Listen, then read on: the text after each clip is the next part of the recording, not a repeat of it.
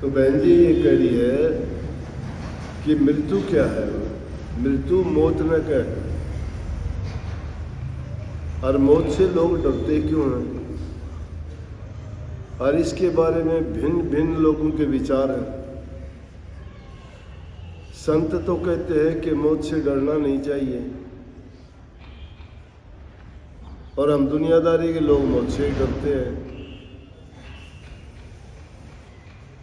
संतों की वाणी एकदम स्पष्ट सीधी है।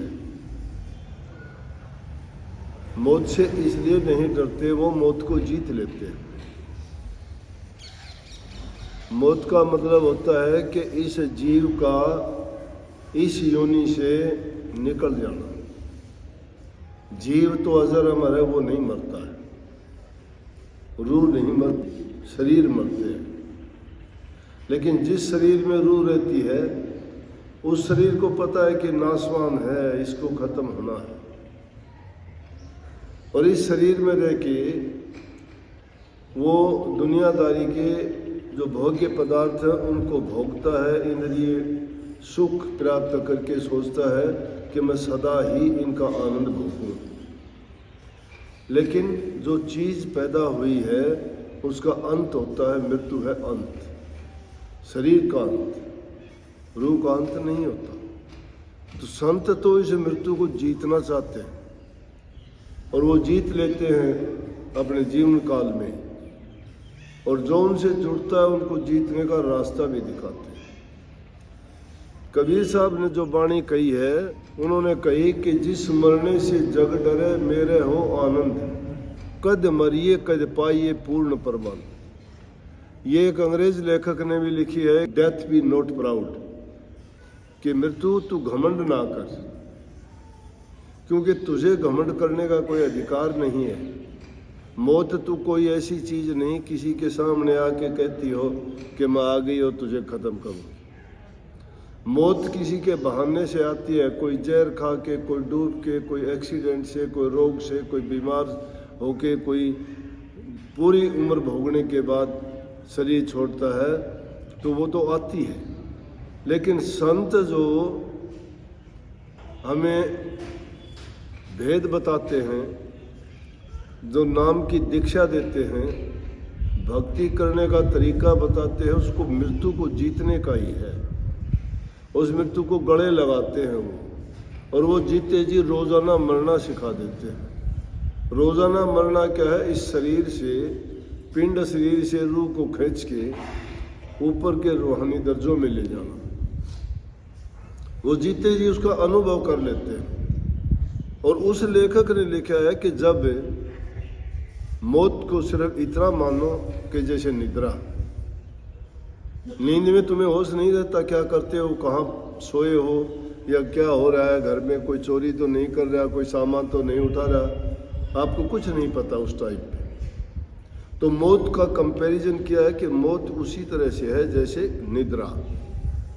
जैसे आप सोते हुई अवस्था में हो, वो थोड़े समय के लिए है मौत, उसके बाद हम उठ जाते हैं, जग जाते हैं, फिर हमारे अंदर चेतन शक्ति आ जाती है, हम फिर सब चीज़ों को महसूस करते हैं, पुरानी स्मृति हमें सभी आ जाती है, हम कौन हैं, क्या किया था, क्या करना है, ये सब का सब होता है। लेकिन मौत एक लंबी निद्रा है। वो लंबी निद्रा के बाद हमें नहीं पता रहता कि हम कब सोए थे, कब उठे, कहाँ सोए थे, कहाँ उठे। जब सोए थे तो कौन थे हम, और उठे हैं तो हम क्या हैं, क्योंकि रूह का ठिकाना नहीं है कोई। रूह को जरूर ठिकाना चाहिए, एक शरीर को छोड़ती है, दूसरा ठिकाना इसको अवश्य मिलता है।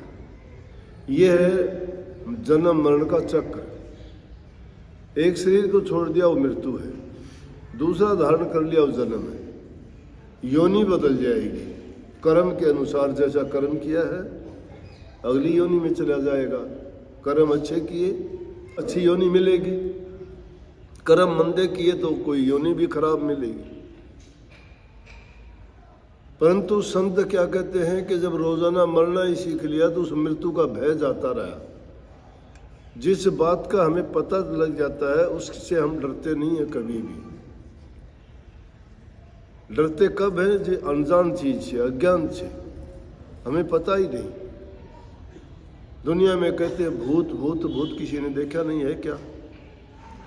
भूत नाम से ही जाहिर है, जो बीत चुका है वो भूत है, जो वर्तमान है वो चल रहा है, भविष्य वो आगे आएगा।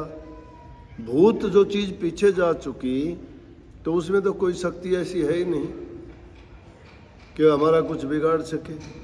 इसलिए वो मौत भी एक भय बना हुआ है जिससे डरते हैं। तो उसके बारे में कहते हैं कि इससे डरने की जरूरत ही नहीं है। जैसे सोने के बाद हमें आराम मिलता है, सुख मिलता है, शरीर में तंदुरुस्ती आती है, उसी प्रकार से वो लंबी मौत के बाद तो पता नहीं कितना ही आनंद आता हो।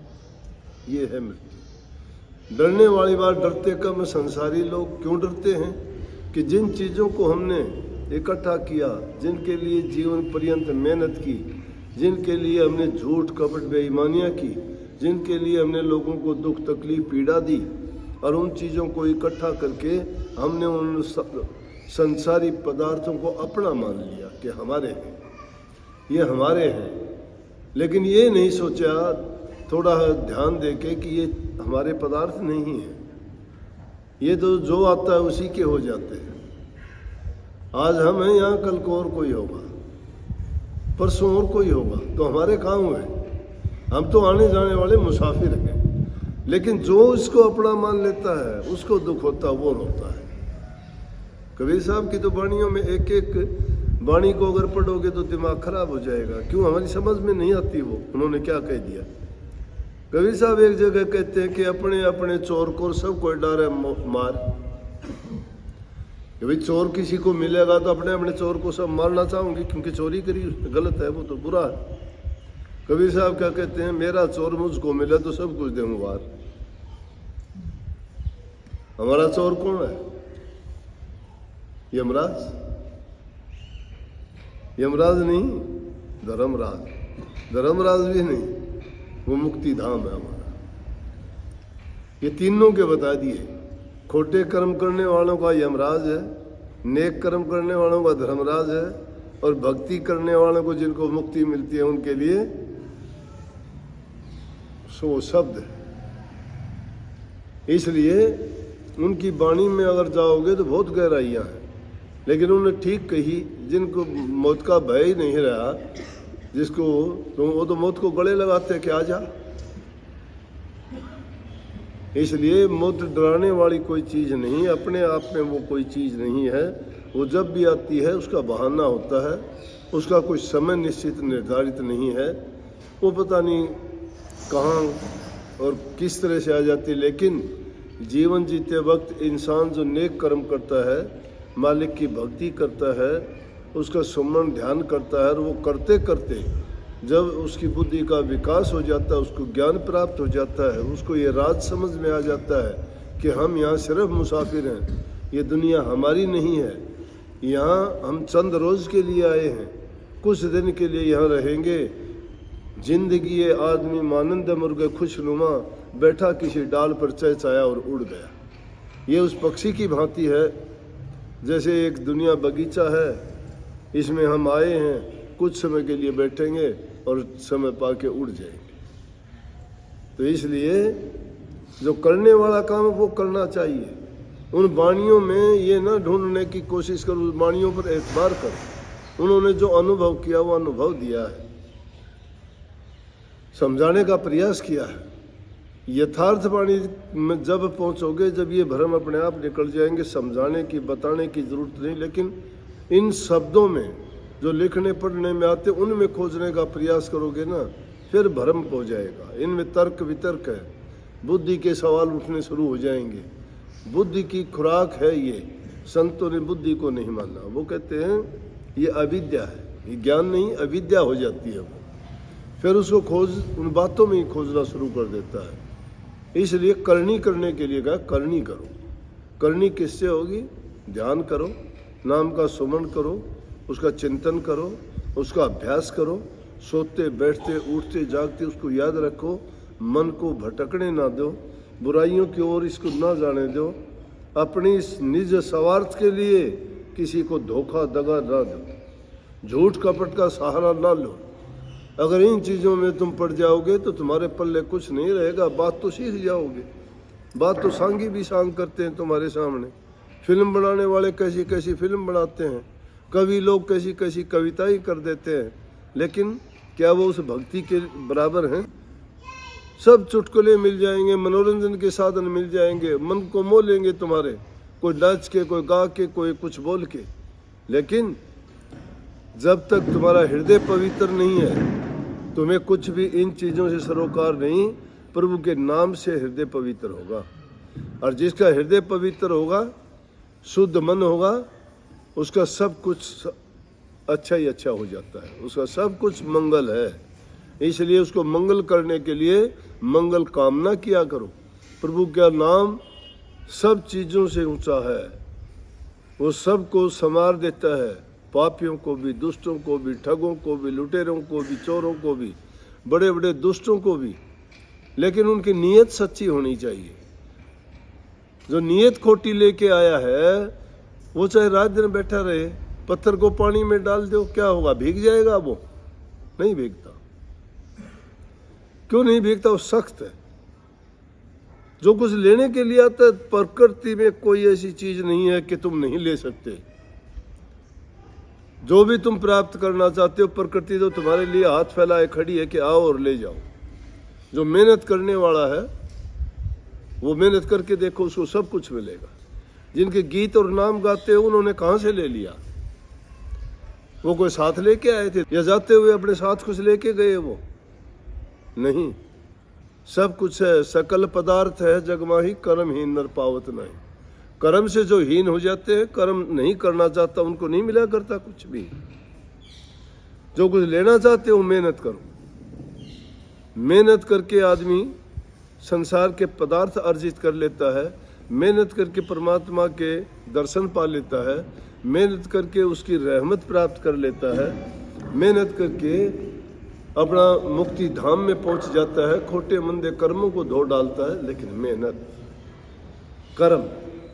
कर्म बनाना पड़ता है, और कर्म अटल है, महाबली है। कोई कोई विचार करता है कर्म पर, नहीं करते। खोटे मंदे कर्मों की तो हम नकल कर लेते हैं कि उसने ऐसा किया, मैं भी कर लूँ। देखा देखी का खेल है। अरे तुम उनको देखते हो, तुम महापुरुषों को क्यों नहीं देखो, जिन्होंने सब कुछ त्याग किया? ऐसी कौन सी चीज थी कि जिसके बदले में सब कुछ छोड़ दिया? बलख बुखारा का बादशाह मूर्ख था क्या? राज को ठोकर मार के क्यों गया? गोपीचंद भर्तरी मूर्ख था क्या? गोपीचंद ने भी जाना छोड़ दिया, उसके मामा भर्तरी ने भी राज त्याग दिया। किस लिए त्याग दिया? इसका मतलब कोई ना कोई इस भक्ति के चीज में अलग ही आनंद और रस है, और उस रस को प्राप्त करने के लिए उसके प्रभु के नाम में अपने आप को इतना लीन करना पड़ेगा कि आदमी को संसारी पदार्थों की ओर उसका ध्यान ना जाए। तो जो जो करते चले जाओगे त्यों तो भेद खुलता चला जाएगा। बातों में खोजोगे, नहीं मिलेगा। कबीर साहब ने दिए भी कही है, तुम कहते हो कागज लेखी, मैं कहता हूँ आंखों देखी। तुम कहते उलझाउन हारी, मैं कहता सुलझाउन हारी। क्यों पढ़ते हो इन चक्करों में? सुलझाउन हारी है, उसको मान लो। तुम कागज लेखी बात करते हो। कबीर साहब से पहले कबीर साहब को किसी ने लिख के दिया था? ये कोई आया भी तो भी उसने तो कह दिया तू ही लिख ले भाई, जो लिखना चाहे लिख ले। मेरे को नहीं आता, मैं तो अनपढ़ आदमी हूं, मुझे कुछ नहीं पढ़ना लिखना नहीं आता। अगर तू मेरे से कोई बहस करने आया है, कुछ पूछने आया, तो मुझे नहीं पता। मैं ये दावा नहीं करता कि मुझे कुछ आता है। तो किस चीज़ में मिलेगा? करनी करने में मिलेगा। करनी करो, करनी बड़ी है।